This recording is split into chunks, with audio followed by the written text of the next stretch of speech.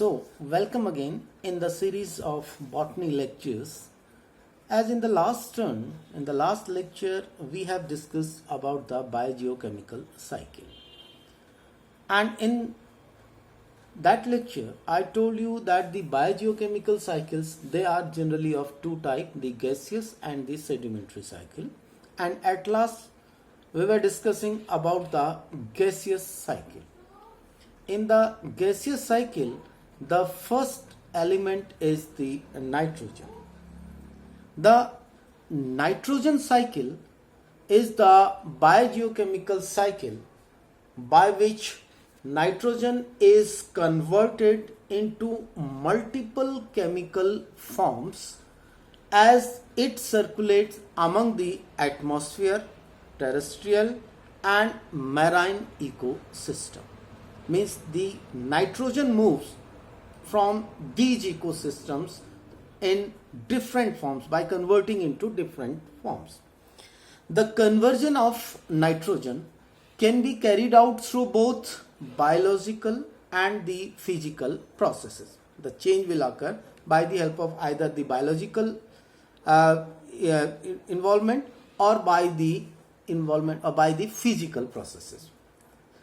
The important processes in the nitrogen cycle includes, the first one is the nitrogen fixation, the second step is the ammonification, the third is nitrification, and the last one is denitrification. So these are some important steps or processes by which the nitrogen gets converted into different forms and passes through from one ecosystem to the other. However, the atmospheric nitrogen has limited availability for the biological use, leading to a scarcity of usable nitrogen in many types of ecosystem.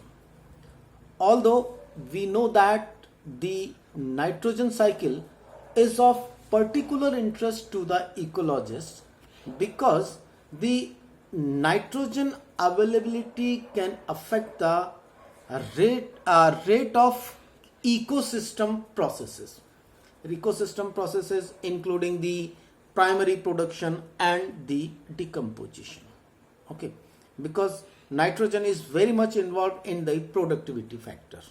So productivity is increased as nitrogen concentration increased in the soil.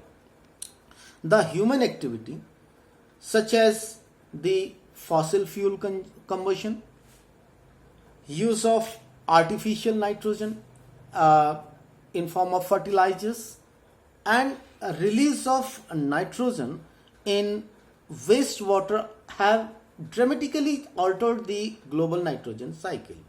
Actually, there is a fixed cycle in the globe or in earth, but these human interferences in form of these conditions, because we are using very much combusting fuel, using lot of amount of fertilizers and releasing lot of amount of nitrogen in form of wastewater. Because we modify the global nitrogen cycle, and this type of activity, the modification of this nitrogen cycle of the environment, can negatively affect the natural environment system and also to our health. So this is very dangerous. So how does this nitrogen cycle takes place? Actually, we know that nitrogen is present in the environment in a wide variety of chemical forms, including the organic nitrogen in form of ammonia, in form of nitrate, in form of nitrite, nitrous oxide, and the inorganic nitrogen gas N2. Okay, so the nitrogen is present in these types of different forms in the nature. The organic nitrogen may be in the form of a living organism humus, in the form of a living organism, form of humus, or in the intermediate products of organic matter decomposition. The process in the nitrogen cycle is to transform nitrogen from one form to the other. Okay. Many of these processes are carried out by microbes.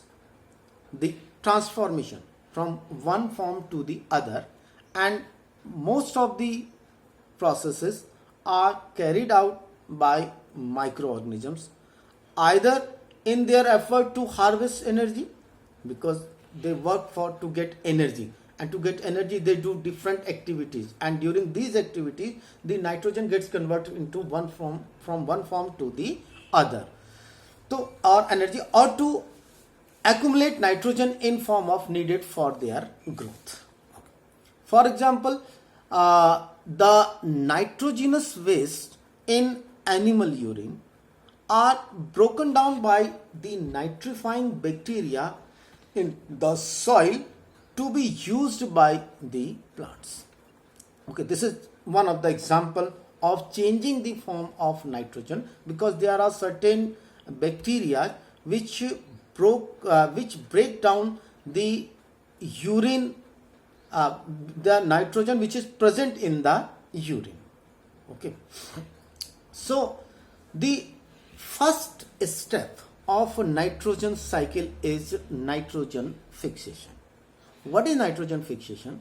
Actually, the nitrogen fixation means the conversion of nitrogen gas into nitrate and nitrites through atmospheric, industrial and biological processes. I said that the nitrogen fixation means the conversion of nitrogen gas into nitrate, nitrite and ammonia through the atmospheric or industrial or biological processes. The atmospheric nitrogen, which is 78% in the environment, the highest percentage of any gas in the environment is nitrogen, although we cannot, or living individuals cannot use this nitrogen gas directly. First of all, it has to be fixed within the soil. So this is called the nitrogen fixation. So the atmospheric nitrogen must be processed or fixed into the usable form to be taken up by the plant. It is the nitrogen fixation. Very important that nearly between 5 to 10 billion kilogram per year of nitrogen is fixed by the lightning strikes. Okay, as you know that whenever during the rainy season or whenever it rains, when the lightning happens, lightning occurs, it fixes the atmospheric nitrogen into the soil, and its amount is nearly 5 to 10 billion kilogram per year on an average. This much amount of nitrogen is fixed by the electric lightning. But most of the fixation of nitrogen is done by the free living or symbiotic bacteria known as diazotrophs. Okay. The bacteria have some enzymes, and these enzymes are called the nitrogenase enzymes that combines the gaseous nitrogen with hydrogen to produce ammonia, which is converted by the bacteria into other organic compound. So the nitrogen fixation takes place by the help of bacteria, and these bacteria have the nitrogenase enzyme, and these nitrogenase enzyme combines the nitrogenous gas with that of hydrogen and converts it into the ammonia or in other different forms. The most biological nitrogen fixation occurs by the activity of nitrogenase enzyme found in the wide variety of bacteria. Okay, the nitrogenase is actually a complex of two component enzymes that has multiple metal containing or the prosthetic groups. So the nitrogenase enzyme is very much useful in this process of nitrogen fixation. There are many examples of bacteria which are responsible for the nitrogen fixation, and one very good example is a free living bacteria called Azotobacter. The symbiotic nitrogen fixation bacteria such as the Rhizobium, which usually live in the root nodules of the leguminous plant. There are the leguminous plant or the pulses in their root nodules. There are many bacteria which reside in their root nodules, and this symbiotically fixes the atmospheric nitrogen. Here they form a mutualistic relationship with the plant, symbiotic relationship with that of the plant. They produce ammonia. How they produce ammonia? They take atmospheric nitrogen by the help of their dehydrogenase enzyme. Nitrogenase enzyme, they gets converted into the ammonia, and in exchange this ammonia is utilized by the plant, and in exchange plant provide them the carbohydrates. Because of this relationship, legume will often increase the nitrogen content of nitrogen poor soil, and even although a few non-legume can also form such symbiotic association, but mainly the leguminous plant are involved in nitrogen fixation. Today, about 30% of the total fixed nitrogen is produced industrially using the Haber-Bosch process. There is a process, it is called Haber-Bosch process. This is an artificial process by which we fix the atmospheric nitrogen into the soil, and in this process a very high temperature and pressure is used to convert the nitrogen gas and a hydrogen source into the ammonia. We utilize nitrogen gas and hydrogen source, and by using high temperature and pressure we fixes the atmospheric nitrogen into the soil. Now the next step. In the second step, the first step is nitrogen fixation, we did that, and the second one, now this fixed nitrogen is assimilated by the plant. So the second step is nitrogen assimilation. What is nitrogen assimilation? The assimilation means when the plants can absorb the nitrate or ammonia from the soil by the help of their root hairs. The root hairs, they are involved in absorbing the ammonia or the nitrate which is already fixed by those bacteria, nitrogen fixation bacteria, into the soil. If nitrate is absorbed by the plant, first of all it reduced to nitrite ion and then ammonium ion for incorporation into the amino acids, nucleic acid or the chlorophyll. Okay, the plant, they first of all they absorb nitrate and reduce it into the ammonium or other ions. In plants that have a symbiotic relationship with a rhizobia, some nitrogen assimilated in the form of ammonium ions directly from the nodules. It is now known that there is a more complex cycling of amino acids between rhizobia bacteroids and the plant. Okay, so the assimilation of nitrogen from the soil by the plants is called assimilation of nitrogen, and the plants provide amino acids to the bacteroid.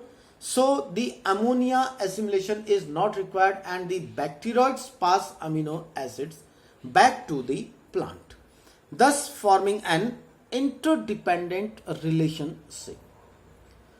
While many animals, heterotrophs, fungi, they obtain nitrogen by the ingestion of amino acids, nucleotides and other small organic molecules.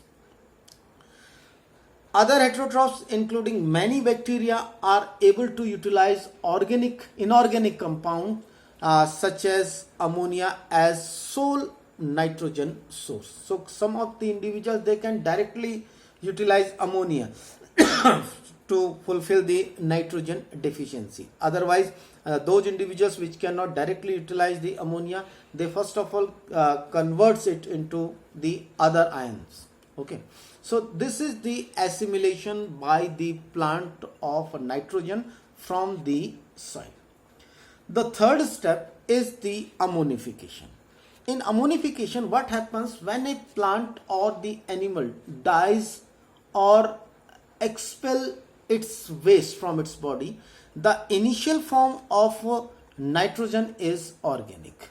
Okay, bacteria or fungi convert the organic nitrogen within the remains back into ammonium, and this process is called ammonification or mineralization.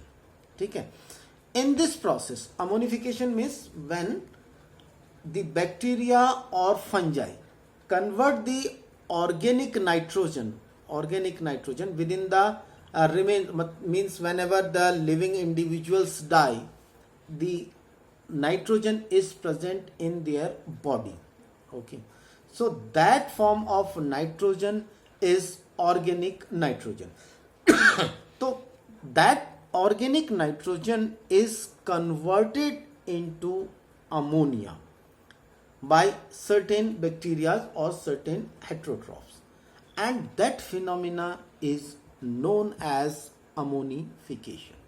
And in this process, in this ammonification, there are certain enzymes which are involved, and mainly there are three types of enzymes which are involved in the process of ammonification, and these enzymes are known as GS or glycanase synthetase, or GOGAT. GOGAT means it's glutamic 2 oxaloglutarate amino transferase enzyme, and third one is the GDH, that is glutamic dehydrogenase. So these are the three enzymes which are responsible to convert the organic nitrogen into the ammonia, and the phenomena is known as ammonification. Next step is of nitrogen cycle is nitrification. In the nitrification process, what happens? In nitrification means the conversion of ammonia to nitrate, and it is performed primarily by the soil living bacteria and certain other nitrifying bacteria. Generally, the nitrifying bacteria are involved in the conversion of ammonia, which we got from the ammonification process. Ammonia was there, then this ammonia will get converted into the nitrate. In this form, what happens that the primary stage of nitrification is the oxidation of ammonia. Oxidation of ammonia means the ammonia will get converted by the help of bacteria. One example is a Nitrosomonas species.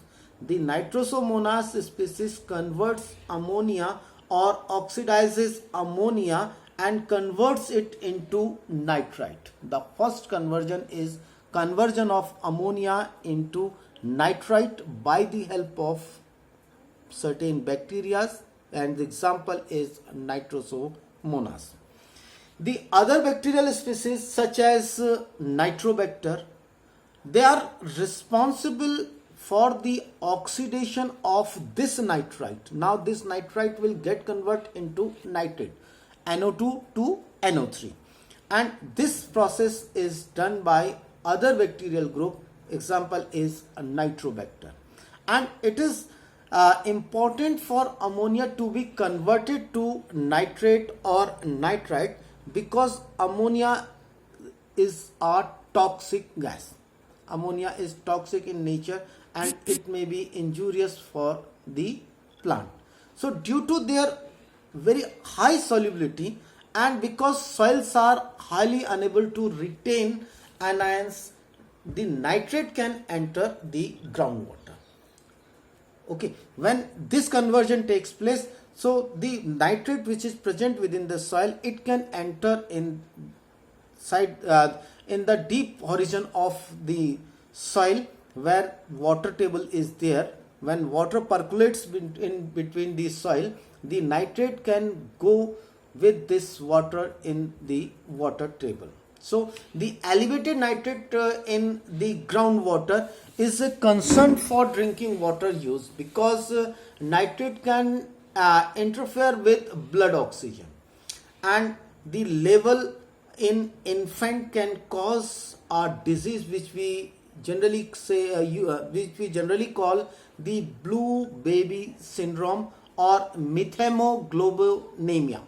This is the disease which is caused by the elevated amount of nitrate in the water. Where groundwater recharges stream flow, the nitrate enriched groundwater can contribute to eutrophication. Eutrophication is a process that leads to high level of algal population and growth, especially the blue-green algal component or population. While not directly toxic to fish like ammonia, nitrate can have indirect effect to fish if it contribute to the eutrophication. If blue-green algae, the population of blue-green algae will increase, it will create a harm to the fish population. So nitrogen has contributed to severe eutrophication problem in some water bodies. Okay, so this is the nitrogen in. The last step of nitrogen cycle is denitrification. What is denitrification?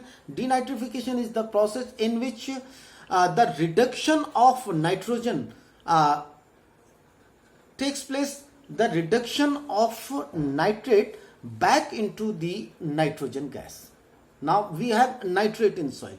Now this nitrate will again convert into the nitrogen gas, and this will complete the nitrogen cycle.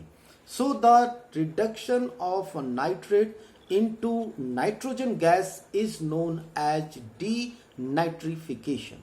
This process is performed by the bacterial species such as the Pseudomonas and the Paracoccus under the anaerobic condition. These are the bacteria which are anaerobic in nature, and they utilize this nitrate for their energy requirement. They use the nitrate as an electron acceptor